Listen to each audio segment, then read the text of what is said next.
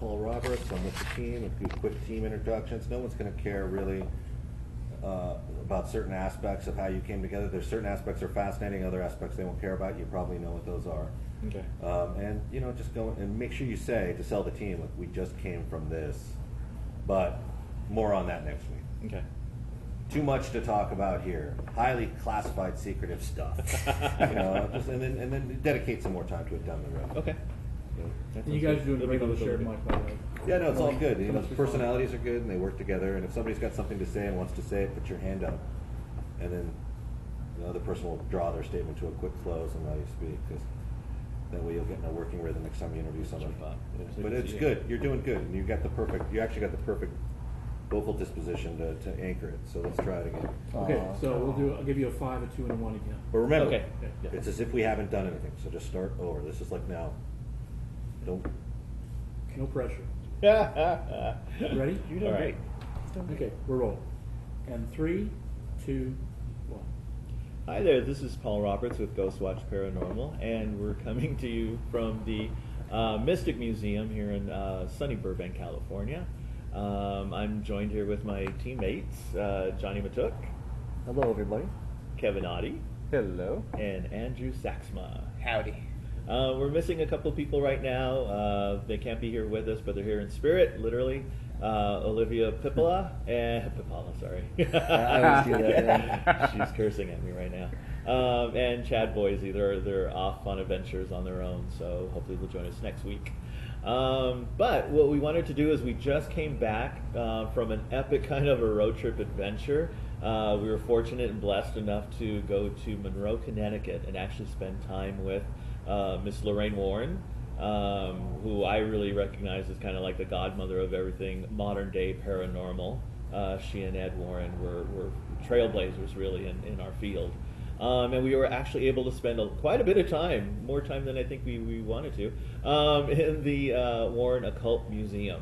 Some crazy stuff there, crazy items. Some of those items are the source material for The Conjuring and Conjuring 2.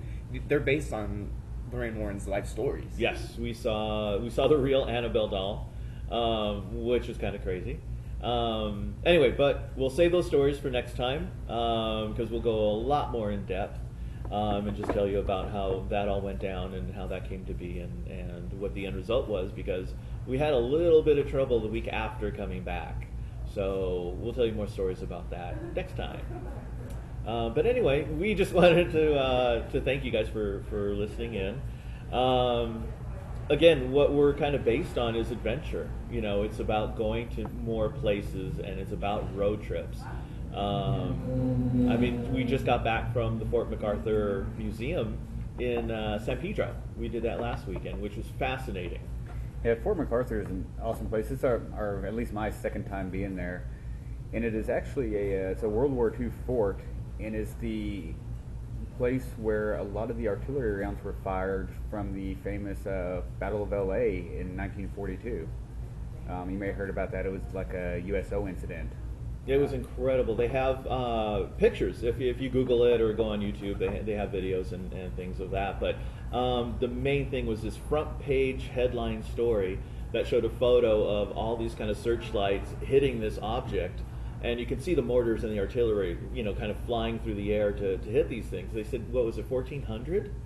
No, I think it was more than that. I think it was more like 14,000 rounds or something like that. 14,000? And, it's a UFO incident, but they're talking that, the day after, they're trying to say, oh, it's a weather balloon. We'd actually seen these spotlights there. They were 800 million candle power spotlights, and they would not penetrate whatever this object was in all the photos you see. And I know some of the shows on TV, like Fact or Fake Paranormal Files, and a couple of them tried to debunk this incident, and they could not do it. It's just so funny that we're surrounded by the X-Files, and it really works well because the government's go-to is weather balloon, because that happened in Roswell, that happened in 1942. You got to change the story up a little bit and try and get a little bit more plausible explanations, because we're on to you. Yeah, if you can shoot that many military artillery rounds at a balloon and it doesn't go down, I want that balloon. Yeah, there's something going on there, but it's an amazing bunker. It was an amazing place. We actually, I think, the first time that we got together, Andrew, Olivia, Kevin, Johnny, and myself, was Virginia City. We did a road trip to Virginia City, Nevada, which is probably the most haunted city on the western part of the United States, arguably. It's like the haunted Disneyland. Because you're walking down this old main street, the sidewalks. I mean, they're all wooden sidewalks, but it literally is like a roller coaster, just up and down. I mean, it's been there for hundreds of years. Yeah, And even when you're walking down the sidewalks, you can look like down at your feet between the planks and see like the underground tunnels and stuff like that right under your feet from the old mining days. It's crazy. It's insane. And we were lucky enough that first time to stay in the miner's cabin. Which is known for, it's a few yards away from this Yellow Jacket mine, where they had a horrible accident. I think 30 some odd miners died, and they actually had to leave the bodies in the mine because it was too dangerous for them to bring them out and bury them properly. It was a mine fire, if I remember correctly. Yes. So to spend the weekend there was just freaking insane. I mean, the activity, Johnny, you know. Oh yeah, the haunted bed. We found out the hard way why it's haunted. Literally the hard way? Literally, yeah. I mean, now I got it. You know, the funny thing is, I slept through the whole thing. Well, I didn't wake up once. You had a color bunny, that's why. I did. or you were the little spoon. I was the little spoon. Well, everything was fine until Kevin had to pipe up and challenge the miners. That didn't help us. Thank Kevin. That didn't help us I at didn't all. challenge, I just asked a question and it responded with an answer. Yeah, by punishing us. So. Yeah, I mean, the only thing I really had happen there was just in the back room sleeping, it was just a constant feeling of being watched. You know, you can always feel like that presence behind you, and it was like that the whole night. If you picture the miner's cabin, it's like a rectangular type place. It has two entrances, one on each end. Both entrances go into a kind of a bedroom, living room area. And then you have the kitchen and then kind of two bathrooms in the middle. And during the night, like the bathroom doors, you could hear them opening and closing, and nobody was up. We'd have like all the interior doors closed when we would go out for the day, then we'd come back at night and they'd be open, or the other way around, we'd leave them open, come back, they'd be closed. And it wasn't housekeeping, just to put it out there. It wasn't housekeeping coming in and tidying up and resetting the place. No, not at all. And when we first left there, we actually set an EVP recorder in the kitchen, and we set a little gold chocolate coin on the counter. And I said, if any miners are in here, if you want a piece of gold, I'd put a piece on the counter. And we actually picked up a voice that said no. Yeah, and it was a female voice, which was fascinating, considering it was all male miners back in the day. Yeah, I think that was the only EVP we caught out of there that time. But then, we left there and we actually got to spend the night in the old Washoe Club. Which I think was the scariest part of that whole trip for me, because Did you? during that first night we were there, when we were coming down the stairs, I got pushed from behind. Do you remember that? And I started running.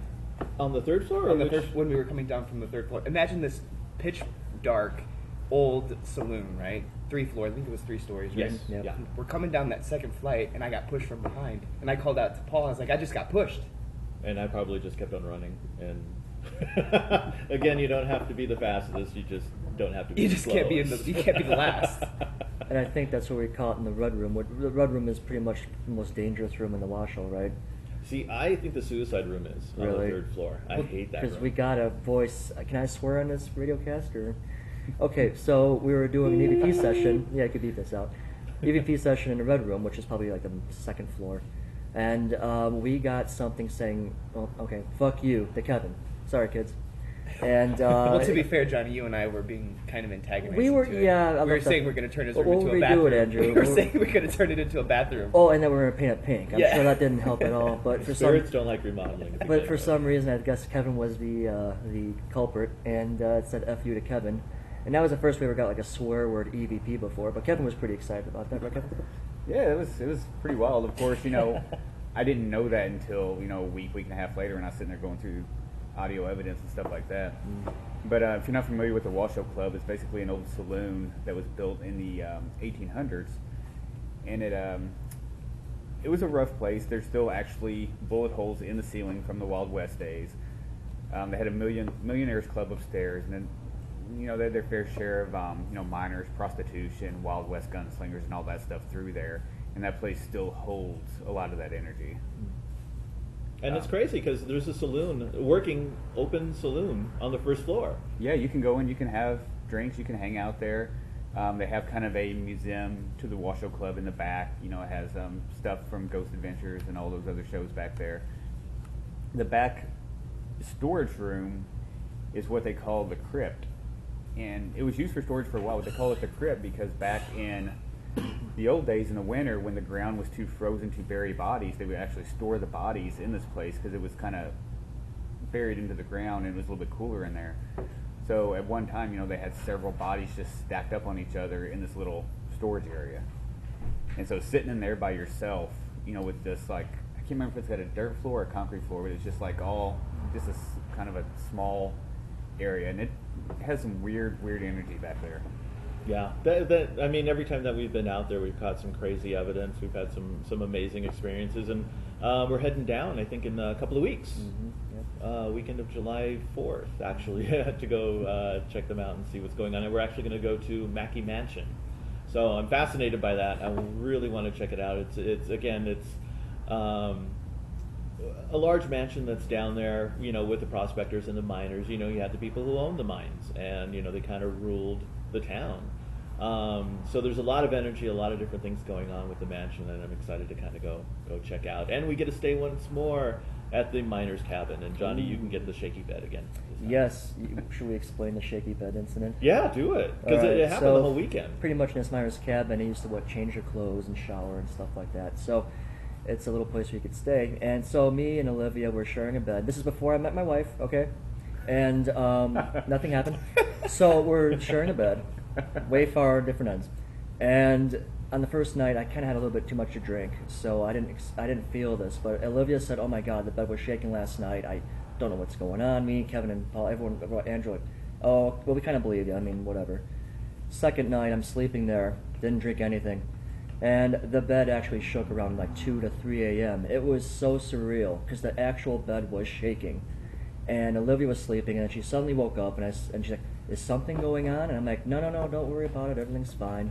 Because I don't want her to not be able to sleep. It's not creepy or anything. No. But, I mean, I don't want to be blamed for the shaking bed either, but it was very surreal to have something actually shake her bed. I mean, how do you explain that to somebody? Especially her boyfriend, so. And then we also had a friend of ours kind of confirm that that's what happens in that bed. Yeah, Edward. Edward came in, and this is unbeknownst to us until after, they kind of admitted that, hey, the bed was shaking, that's one of the stories of the miner's cabin, that something doesn't like people sleeping in their bed, and so it takes it by the corner and just shakes the frame of the bed, and that's where the magic happens. And that's when the magic happens. Oh my! All for Yes. a quarter. How many babies were made on that? Plus, we have to go back and we have to take our the old timey photo, part 2, because Yes, we have everyone. that's where we introduce Professor Elixir. Professor Elixir, the snake oil salesman. So with Virginia City, it kind of reminds me of Goldfield. In a way where it's this old western town, it's miners, it's literally in the middle of nowhere. But again, it's that heightened level of activity that's out there.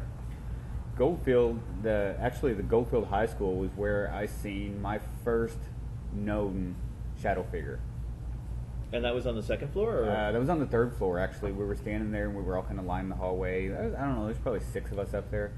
And we were doing an EVP session, asking questions, stuff like that. And I look up, and there's a shadow of a person looking out of one of the doorways. And at that time, I kind of blinked a few times and it was still there. And then I looked over and looked back and it was gone. And I looked over at Vicky, one of our friends, who is very sensitive. And she's looking at me, she's like, "Did you just see that too?" And I was like, "Yeah." So I ran in there and no one was in the room. There's no other exits out of that room to where, they could have went through a different door. But it was just right there. It was completely solid. It was just like peeking out behind the corner and then just kind of ducked back in. Yeah. Now, you have to imagine what the Goldfield High School looks like. It's this decrepit old building made with brick, old wood. It is literally falling apart. They have warning tape all over everything. So that in itself is kind of dangerous to go in and explore, but it's 3 different levels. There's a basement level. where it kind of gets a little bit dark down by the furnace, that whole area. There's something to be said about basements in general, but Aren't they known for their hot dogs? no, that's Virginia City. Oh, my bad. Yeah, if you're ever in Virginia City and you see a hot dog display in a window, they've been there longer than the building has. And their It's burritos. fair If you warning, hate those somebody, things are yeah, solid. if you hate somebody, have them try it, right? And the Goldfield High School too, I believe, if I'm not mistaken, the last graduating class was like 1956 or 1952. To It's give you an insane. idea of how old the building is. It's insane. We were at Letchworth Village, and to find out that place had closed down in 1996. It's 130 buildings, different structures in Connecticut. Well, no, New York. New York. It's New York. And literally, Mother Nature's just absorbing them back into the ground. I mean, trees are growing through them, ivy going everywhere. It's just literally insane. But again, that's all part of the whole Warren Museum Adventure road trip. Yeah, because Letchworth was, I mean, to have that many buildings, and I believe, if I'm not mistaken, that was like a psychiatric hospital for the mentally disabled, right? Yes. Yes. Yeah. I think I don't know how many tens of thousands of people were there. At the peak of its existence. It's insane. It's a city unto itself.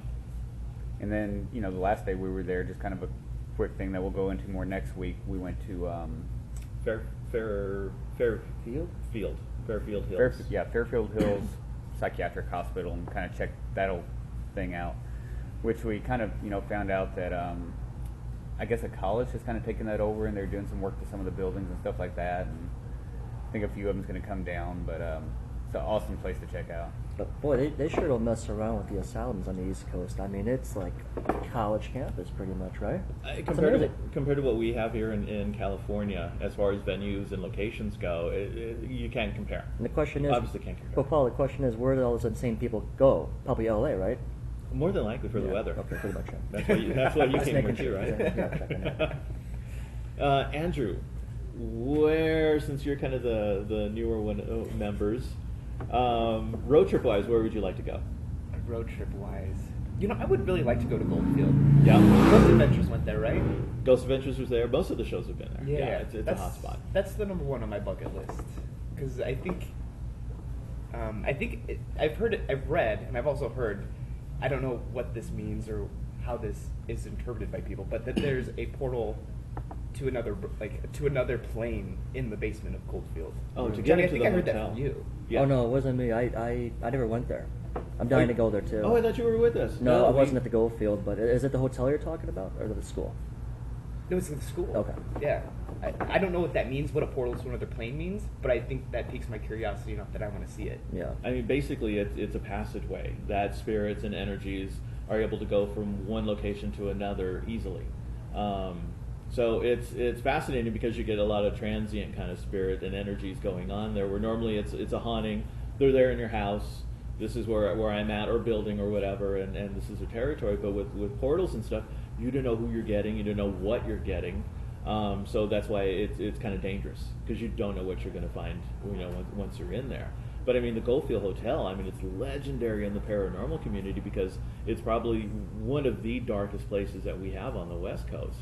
And I'm saying West Coast Nevada, but on the western part of the United States. The closest thing to that now is the Cecil Hotel here in Los Angeles, in downtown. It's had 2 serial killers staying there. Richard Ramirez, the Night Stalker. So if you're from Los Angeles back in the 70s, you were terrified to go out at night. You would just lock yourself up and wait for the morning.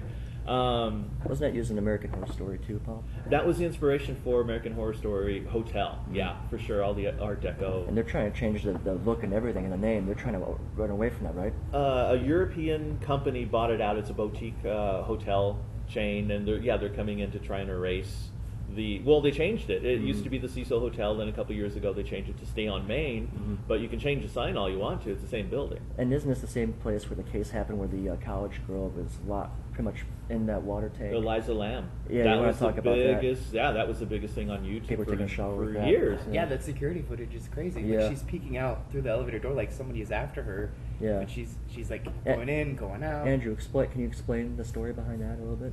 I don't know the full story. I just know that they think that she was on drugs, perhaps, and that led her to like some sort of freaky trip. What gets me is when you look at the footage, you read some of the comments on YouTube and stuff like that, and there's so many people that's just run into the whole thing of, oh, she was mentally disabled, she had this, she had that. Okay, that's fine. You know, some people, there's a lot of speculation on it if it was a mental thing or if it was more of like a lot of people said a possession thing. Either way, whichever way you look at it, to me does not reflect why the elevator did what it did. What did it do? Can you explain the security So footage? basically, what gets me about the whole thing is she gets in the elevator, she's hitting the buttons, and she's back away from the doors and stuff like that. The doors don't close. She hits many different buttons, the doors don't close. Once at the end of the video, once she actually leaves the elevator, it's only within a couple seconds and the doors close. So why they didn't close the whole time she was in there and not, you know, crossing the sensor or whatever, I have no idea why they didn't close. But it wasn't until she was completely out of the elevator that the doors closed, and then that's the last anyone's seen of her until she was Because you found. know, if you go to a hotel and you have 5 bags of luggage, those elevator doors close pretty quick. Yes. They never give you a chance to get on. And the there scary in one thing shot. about it too in the security footage is you see her like she's talking to somebody, Mhm. and she looks like she's hiding from somebody. Yeah, And then at she first walks it out, looks right? like a game of hide and seek. Like she's peeking around the corner down the hallway and trying to, you know, cower and kind of like curl up in a ball in the elevator. Yeah, and Kevin's right about that thing not shutting. And then No. and then they end up finding her in the water tank, locked up in the water tank, right? She was, I don't know if it was locked, but yeah, she heard it was sealed. Her body was found, I think a couple of weeks later, up in the water tower. So all the guests who were there staying at the hotel were brushing their teeth and I guess making that in-room coffee with that poor girl. Avion water, I love it. Her DNA. So that was nasty. So that, but again, that's just one story of the Cecil Hotel. There's a person, she committed suicide. She jumped off the 9th floor. So she passed away, but she also took out a pedestrian on the street below. So the place is just, it's bad news, you know, and now they're just going to kind of repaint it, remodel it, and call it a whole new hotel, and that's not going to change the activity. They even labeled that case as suicide too, didn't they, with the young Yeah. college girl? Yeah, Yeah. which is pretty surprising. Because her, I think when they did the talk screen for her autopsy, it came back inconclusive. So I don't, you know, the whole thing that she was on drugs or LSD or something like that, I don't think that panned out too well. Well, hopefully we get in there eventually. Yeah, well, you know, for the grand reopening of the place. Yeah, and most people, you know, they'll tell you, especially with like residential stuff, that a lot of hauntings start happening once you start renovating things. Yes. Yeah. It kind of brings them out. They don't want the change. They want to see what's going on, or you know, whatever. Well, you're whatever you're need be. disturbing their space. That's Exactly. the problem. I mean, you're upsetting what they know and what they're comfortable with, and all of a sudden now you're moving walls or painting something, and you know, I could see how that kind of peeves people off. It's going to be curious to see what happens during this renovation. Oh, for sure, for sure. So that kind of leads us to back here to the Mystic Museum, just in a way of, you know, what they do here is they have different exhibits, they have different galleries, and literally right now we're surrounded by Ouija boards. So we're talking about the dark history from the Goldfield Hotel and the Cecil Hotel. Yeah, we are just literally surrounded by different, from the 40s, 60s, 80s, just this imaginate history of Ouija boards. It's incredible to kind of sit here, and it's a perfect place for us to kind of start this broadcast. Did you guys ever use the Ouija board? I mean, when you were a kid. I mean, I've used the Ouija board. Anything happen at and all, or? It was awful because I feel like we made contact with something that we should not have. That's And pretty much the same story. That's yeah. yeah. But again, it goes back to I don't think we properly used it. We were just kids, you know, playing with Sure. the Ouija board. I think that's everyone's first experience with Ouija boards is high school, and you know, nobody knows. It doesn't come with instructions, really. High school, I actually had a party and had some friends come over, and we actually took one and went to one of the local cemeteries down the street and used it. Oh well, that. And you gotta picture, Yeah. it's not like a cemetery in the middle of town. No, I lived out. My stepdad's family has like 400 and something acres of ground, I think. So we found this church that kind of sits back. And so when you're up there, you see no road, you see no houses around you, you can barely see the church, and it's just an old cemetery sitting on a hillside. What could possibly go wrong? So Seriously. it's very secluded. Yes, let's Sounds take like a a let's Scooby-Doo bring the episode. Ouija Let's- board I think there. that's the last time I actually used one. Imagine that. I actually used one in our Catholic school, which is kind of ironic. And something pretty crazy happened where they they asked for the name of one of the teacher's daughters, and I guess the name was actually on the what do you call it, the panchet or something? Oh, the planchette? The planchette, yeah. Uh-huh. And after that, they all kind of freaked out and left. But it's kind of ironic to use that in a Catholic school, right? Yeah, Yeah, of course. good start. Of course. I think we used it in my apartment. I think when I was in my like 20s.